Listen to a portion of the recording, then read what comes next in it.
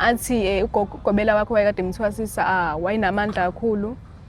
Owakunga wonke umuntu wayekade emlapha wayekade ephila nje. Hayi siphume lapho futhi kuleyo nto leyo siqhubeke ngihlale khona. Kunanamathwasa amaningi khona. Kusekhambeni kwesikhathi ngizizwe ngathi mengilele umzimba wami ubuhlungu mengivuka ekseni kanje. Umzimba wami ubuhlungu ngathi khona into ebekade ngiyenze ebusuku. Njengocansi nje kanje. Umzimba ubuhlungu kwesinye isikhathi ngisingiyavuka nephenti limanzi kodwa nginga-understand ukuthi yini kwenzakaleni ngoba phela bekade ngilele ayikho into bekade ngiyenza. Ngithi nje ngilele ngizwe ukuthi hayibo kunomuntu obekade elokhuzeni ehleli lapha phezukwami. Mengiphaphama mengithi ngiyaphaphama ngiyavuka ngibona inyoka phambi kwelokhuzo komnyango. Ngithi ngiyochama phambi kwelokhuzo omnyango wakhe. Ngibone inyoka enkulu emephambi kwelokhuzo isicapha. Nginga-understand futhi kuphinde ngitshela mhlambe ngoba ngibone kambi. Athi ugogo usola ukuthi ugogo wami onginezile abantu abadala ukuthi ngithwase la uyena onginezile isiphiwo. Usola ukuthi unenyoka. So ufuna ukuthi ngithathe idlozi lakhe ngilisebenzise le nyoka. Lento eyenzakala yinto le engicabanga ukuthi yenzeka ugobela wakhe. Into lento bayade ngixoxela yona it's the same thing le eyenzeka kumina kodwa manje ngiyaxaya mase kuyimina emele ngithwase ngenyoka ukuthi kanjani. Even noma ngithi ngiqala ukulokhuza ukujola umuntu emengibonana nomuntu akuhambe kahle ayikho into elungayo. Even noma kuthiwa okay kuyenzeka ke mhlambe lo 2 weeks ngiyamthola umuntu engijola naye. Mesathi nje siyalala angimuzwa nokumuzwa. Ayikho into ehamba kahle.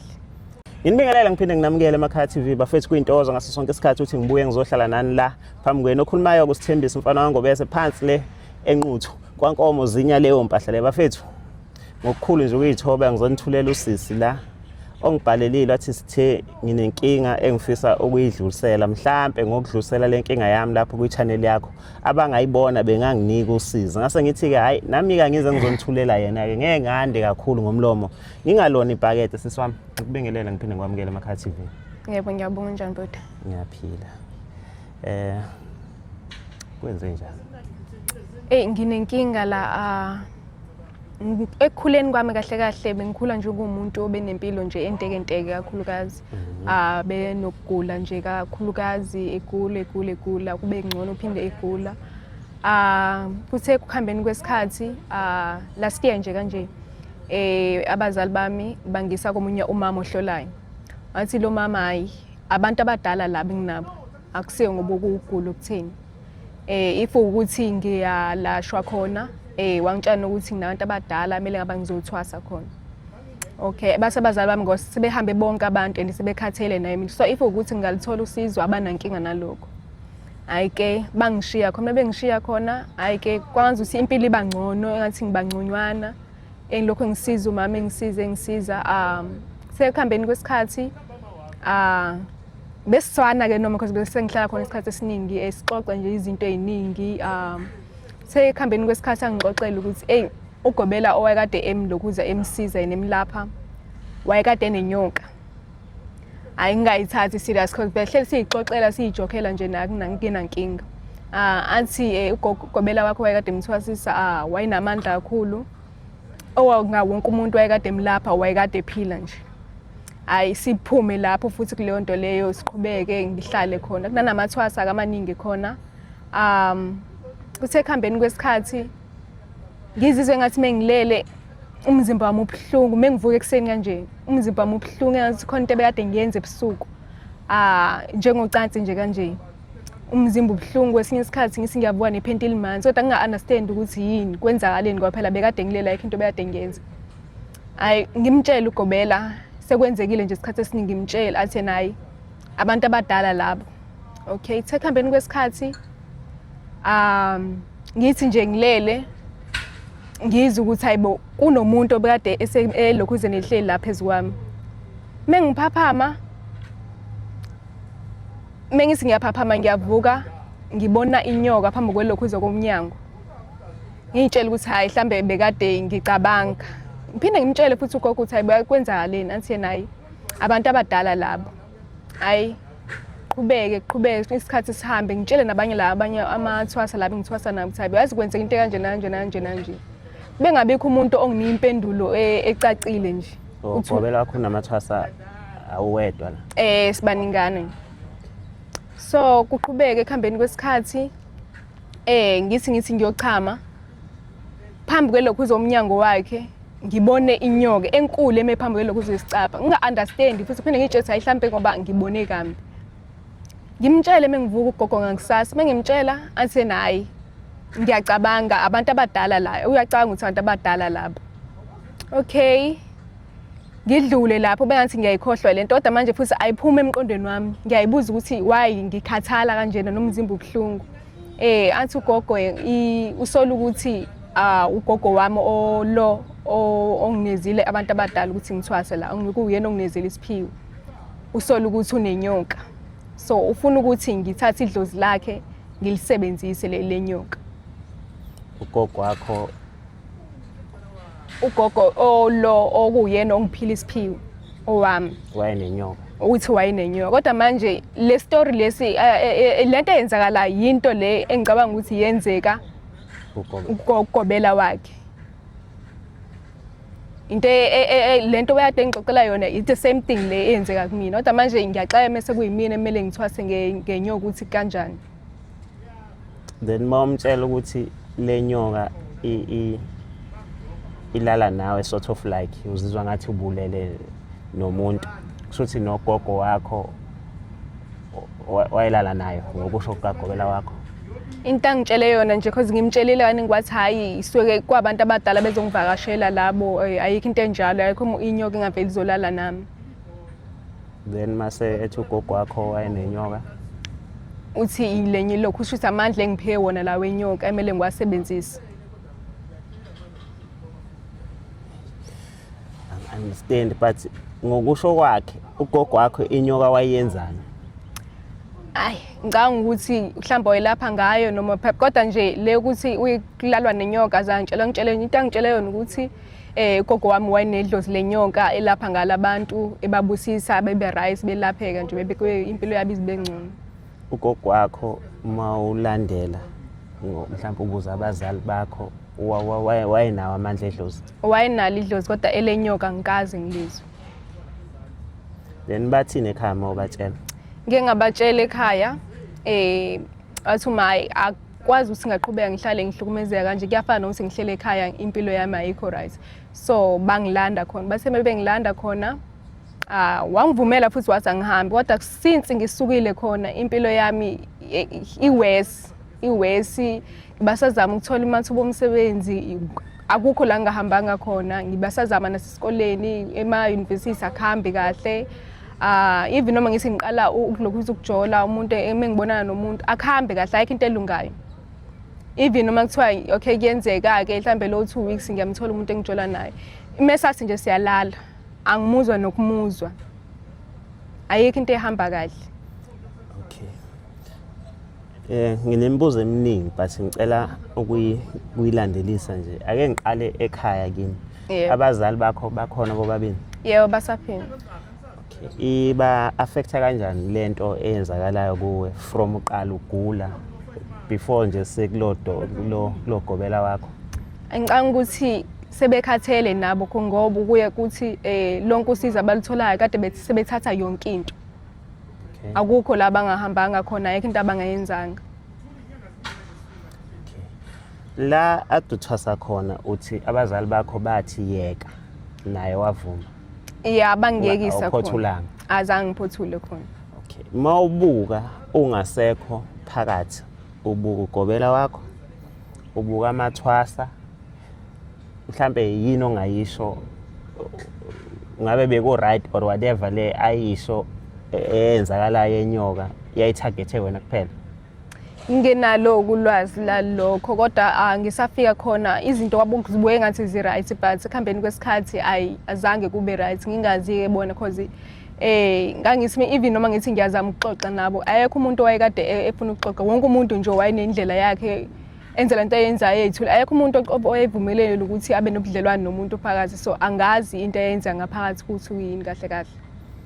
Okay. So abantu ngokuzolashwa abazohlola babengena ya babengena kakhulu futhi babengena.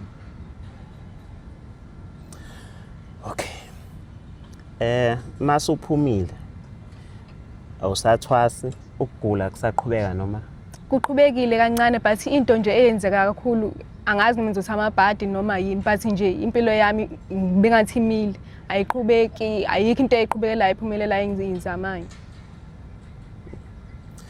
Yeah. Okay.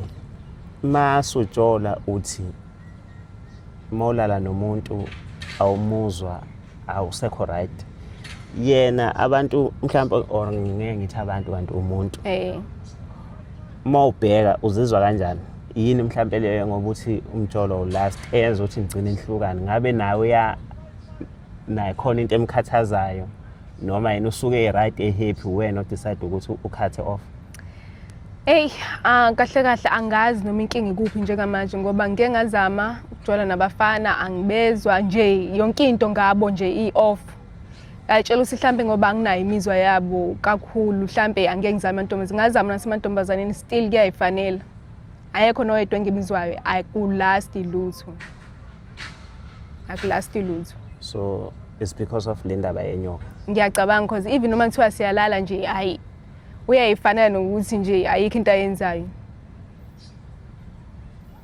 Okay. So le nyoka isabuya yini manje? Kuba umzimba nje obabhlungu mengathi ngilala nomuntu wesilisa. Umzimba ubebhlungu kodwa still ngingamuzwa lento ayenzayo kodwa nje umzimba ngivuka ukhathele. Okay. No. Ngiyakuzwa siswami.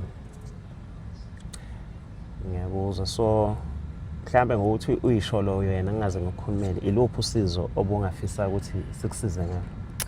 Mase kuthiwa ngathola umuntu uthi angazi kanjani but ngicela usizo bakithi umuntu nje ongakwazi ukuthi angisize kule nkinga engibhekene nayo.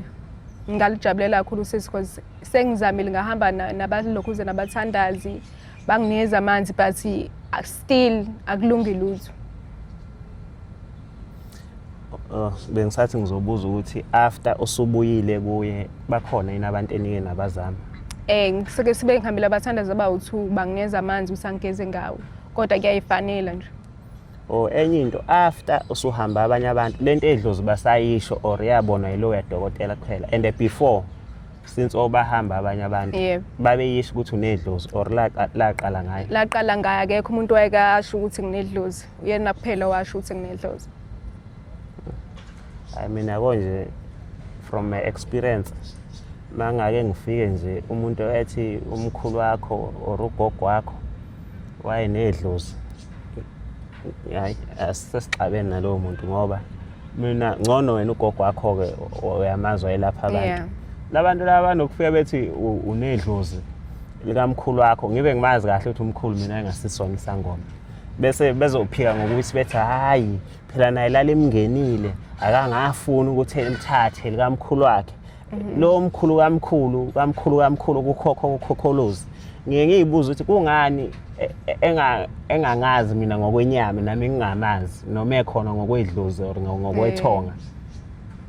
Eyeke bonke abantu laba bese khetha ukuthi egulise mina eginqe mina ngezimonto ngoba kuthiwa fanele ngithathe idlozi leyo nayo leyo madlozi kodwa phela ngisho ukuthi nina bakithi ningishaye ngisho amadlozi amanye abhedayo but nginokuyibuka ukuthi ngathi ayiyenzi sense but ke since ekuyicase yakho kuukuthi wena ugogo wakho wayebalapha abantu and kodwa into ebhedayo ukuthi ilesangoma lesi senyoka kuphela esabondlozi. Okay, ade ngifuna ukukubuza uyini ugobela wakho? Umuntu wesifazane. Umuntu wesifazane. Enye into ebengike ngayizwa elokhuzeni entwasweni ngeke ngizwe kuthiwa uyalala nalama amathwasa abafana kodwa ke ngangayithathi seriously because sasingenabo ubudlelwano obutheni namathwasa because sasingavumeleki nokuxoxa kangako even noma kuthiwa siyotheza or siyokha imithi umuntu wayehamba nje ngawani ayikho umuntu ovumelekile ukuthi abe nobudlelwano nomunye umuntu. Hayi ngiyakuzwa.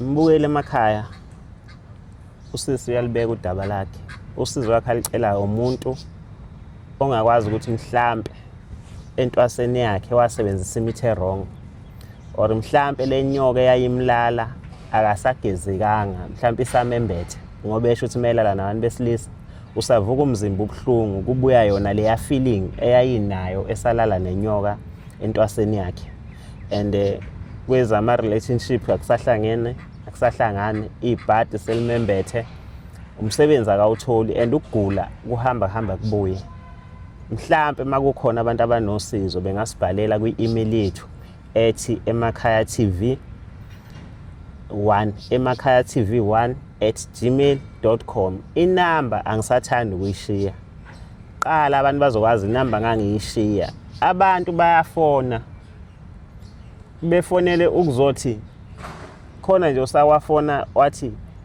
ngibone ilokhuzane kuKing Zoso isangoma ngazi umuntu othi ufuna indoda lo muntu ufuna indoda uthi ufuna indoda kwishow kaKing Zoso maye bengicela mina ngihlezi ngibabona ubasiza abantu ongihlanganisa nalowo muntu loyo uyeka uKing Zoso uyeka la abone khona uzocela mina and akusiyinkinga ukuthi ushimile angikuthathi njengenkinga unless usothi mhlawumbe wavalwa ziningi izinyanga ezidayisa imithi epinki iqhuma phalaza chatha uzoyithola intombi or iba nemali thenga imoto uzoyezela intombi ngoba abantu mangishiya inamba babhala ezinye izinto engingayiqondi so angibona ukuthi umuntu engenza i-email ezosho into engekho right so ngicela bafethu kuma comment ungamrefer umuntu mawufuna ukukhuluma personally ungasibhalela epage lethu ku Facebook Emakhaya TV ungasi-emailela emakhayatv1@gmail.com. bafethu usisi inamba yakhe nginaye ngoba bafuna ukumsiza ngokweqiniso sizondlulisela inamba yakhe kodwa kulabo abafuna ukumsiza ngokudlala siyabonga ngoba sithanda ukuthatha